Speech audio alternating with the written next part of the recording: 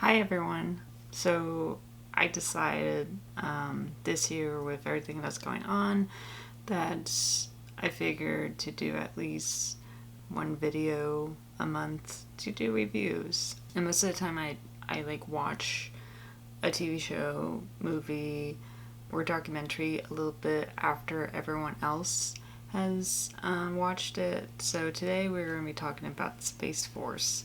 It is a Netflix series created by Steve Carell and Greg Daniels.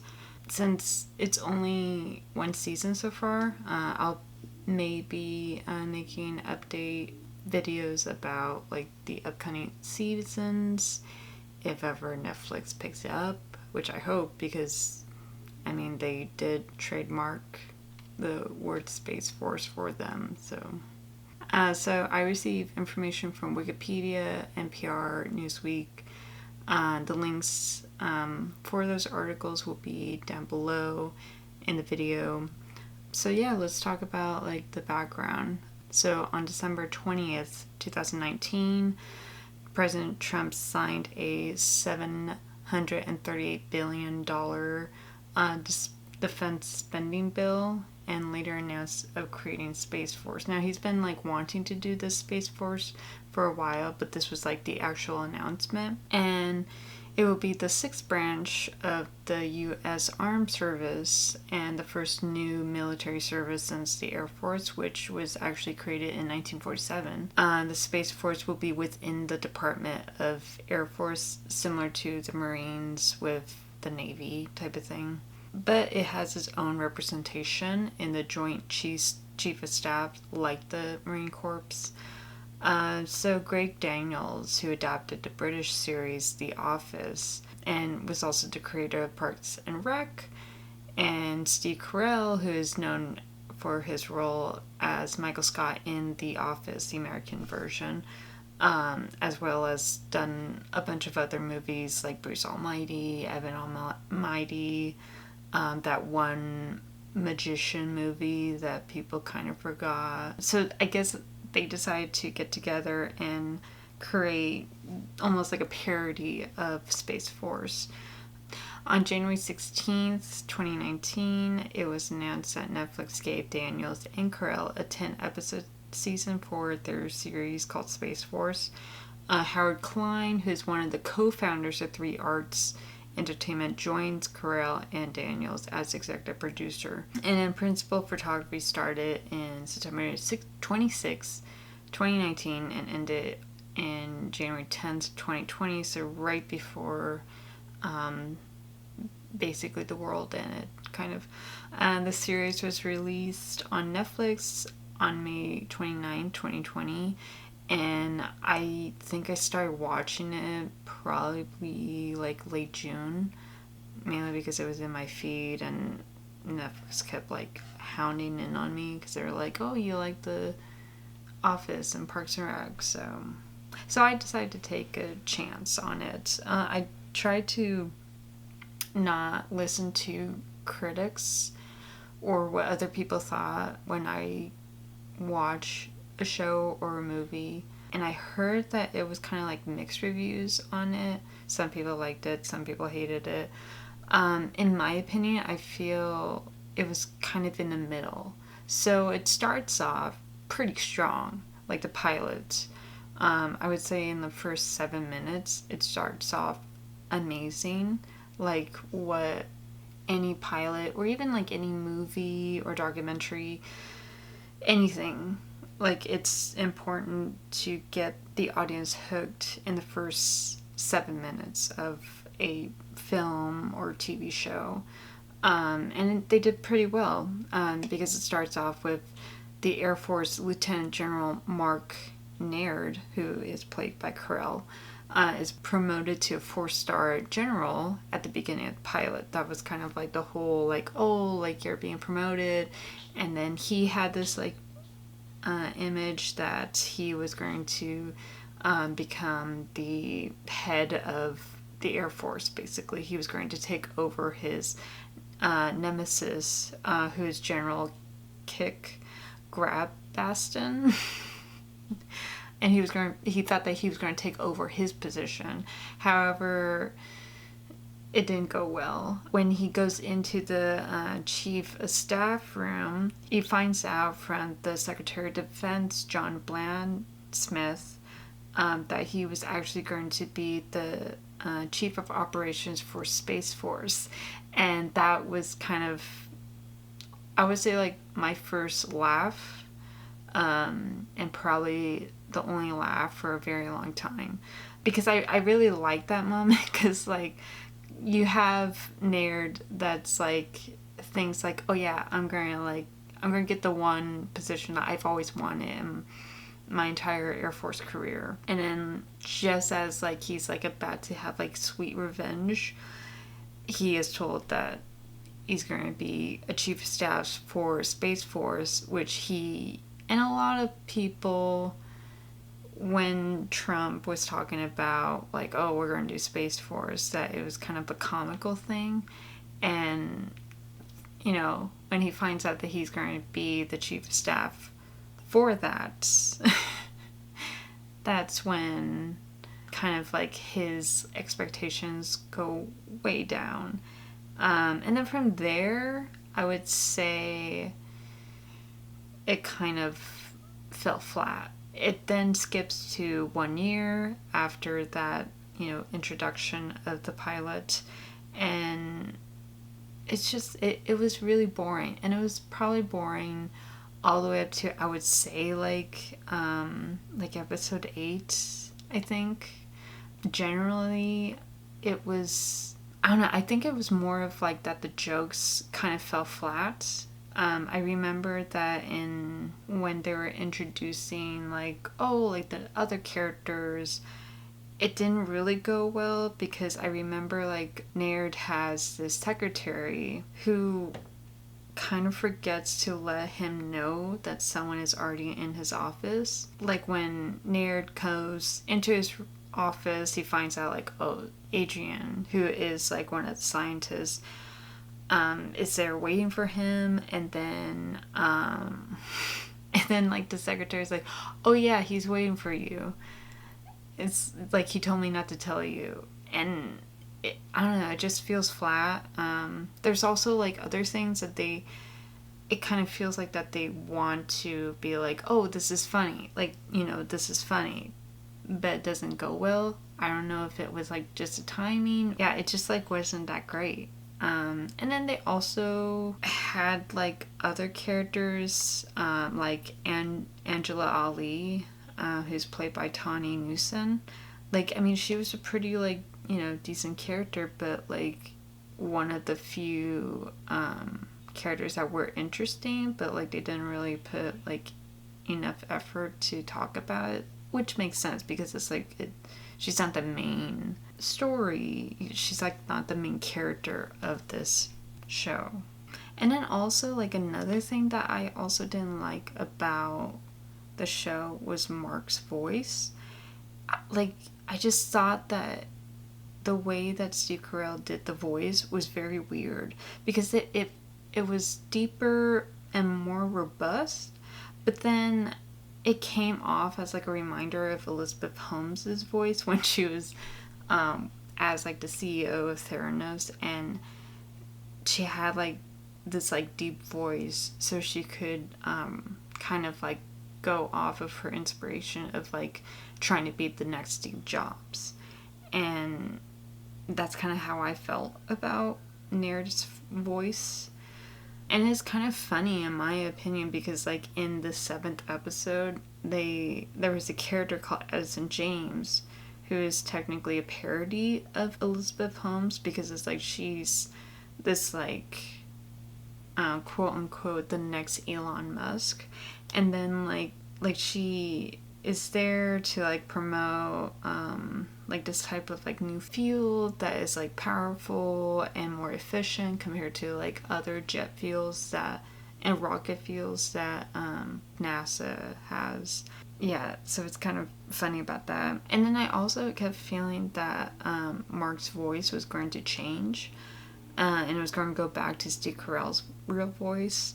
However, this would have made the character a copy and paste version of Hugh Laurie's character from Avenue 5. Because, like, in that section, like, you have Hugh Laurie that's trying to be an American guy, but then all of a sudden his British accent comes in and they're like, oh, I didn't know you were British.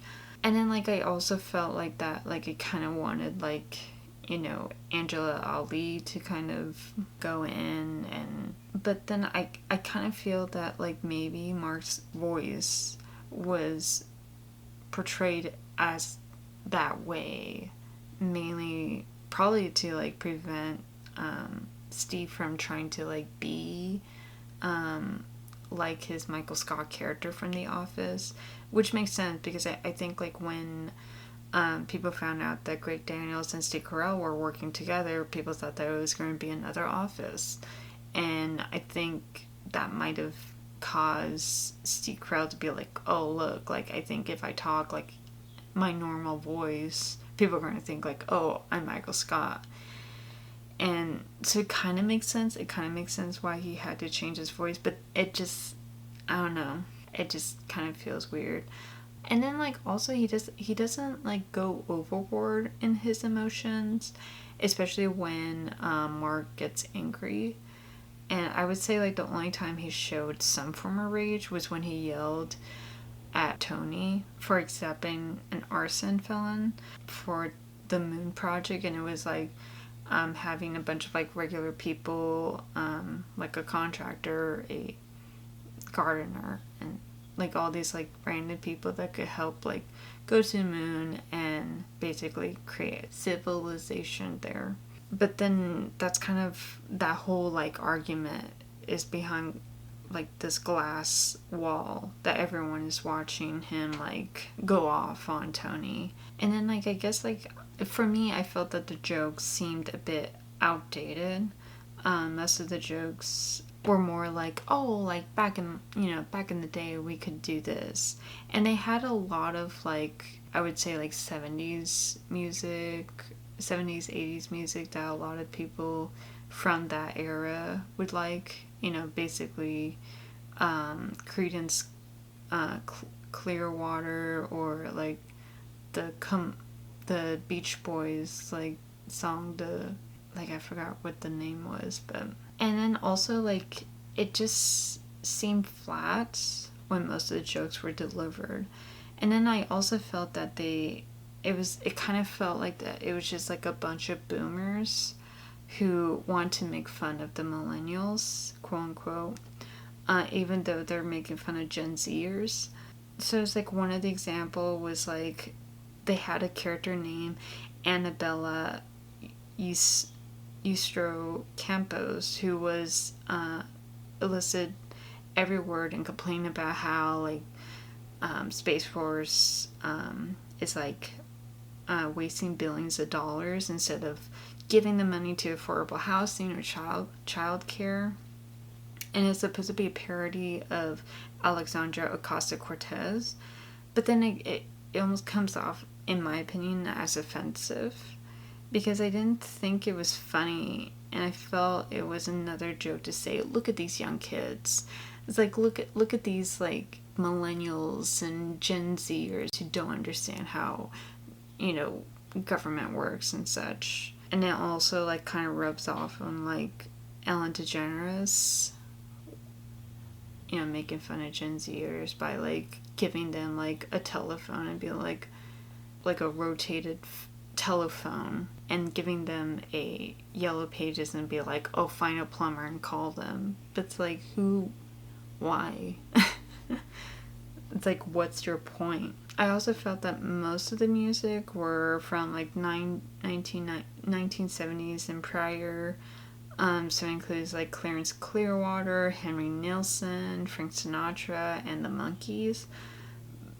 But it also kind of, in my opinion, reflected on, like older, like, boomers being like, oh, look at, like, remember back in the old days when we could do this, but now we can't do that because it's unsafe. And then, like, after the pilot, like, I would say, like I wasn't even invested.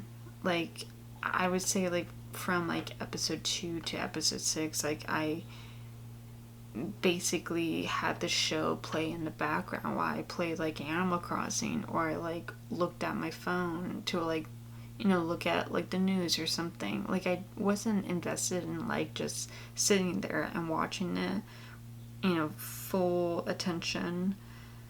And I don't know, like I think that might have been like, you know, the reason. And then like Ben Schwartz, who plays like the Tony character, seemed to need someone to bounce off of his energy and jokes. And I felt like that for most of the characters that Ben had to like work with, like it didn't really go well. And I would say like the only time that it went well was like when he was bantering off with like a former coworker who was Edison James's like assistant. Like I would say that they kind of did well bantering off with each other, but with everyone else, like I don't know, it just kind of felt like you're just like wasting Ben's like performance. And I think like it would have been better if like maybe they, you know, had actors who are playing the other characters to kind of like work with them, or maybe like exercise, like do a couple of exercise improv with Ben. And then I also felt that like Tony's character was basically only there to kind of do a parody of the F. Jerry company who worked with that guy that created the Fire Festival. That's like very old news. That was like back in 2017. Like, why are you bringing this up now? And then you have like Dr. Kai Feng and Captain Ali. I felt like that they kind of were just there. They didn't really have like their own stories. I think like it would have been better if the show had a little bit more of their story. I know that like in one of the episodes, I think it was when Ali was going to get her eye surgery, there was a little bit of a moment, but then like it kind of was like coming off like, oh, let's like force these two people to like have a relationship, which like, I mean, it's okay, but then at the same time it just seems a bit weird because it's like before then you didn't really had a lot of like scenes with them. I don't know. Maybe it might have happened between episode 2 and 6 and I just didn't focus because it was so boring. I think like other than that, I would say like the only scenes that were like still funny were the scenes in the chief of staff conference room. I know that like most of the jokes were about like the Coast Guard, which is kind of funny because that's kind of what a lot of military people make fun of, is like the Coast Guard. But that was kind of it, like in terms of the jokes in between episode 2 and 6. And it wasn't until the spy episode that I started to take notice, and the jokes were like starting to work, starting to hit the note. And then again with the as in James episode, like I would say Ben had like a really great scene with like as in James's assistant, because I felt like that was like very improv. I would say like in episode 8, like the moment where Dr. Mallory is congratulating the group of people that were going to join Captain Ali and a couple of other astronauts to the mission to the moon.